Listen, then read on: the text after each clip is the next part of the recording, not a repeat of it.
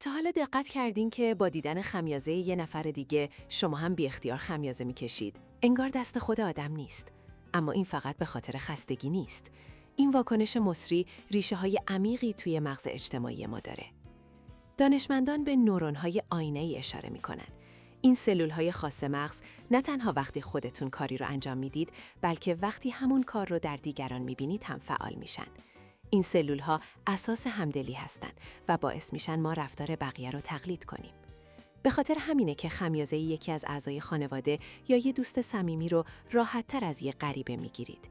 این یک علامت ناخودآگاه برای پیوند اجتماعیه، راهی برای مغز ما تا با گروه خودش هماهنگ بشه.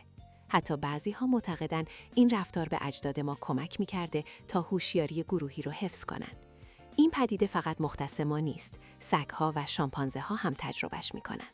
پس دفعه بعد که خمیازه کسی به شما سرایت کرد، بهش به چشمه سیگنال باستانی و بی صدا نگاه کنید که میگه میبینمت، من با تو ام.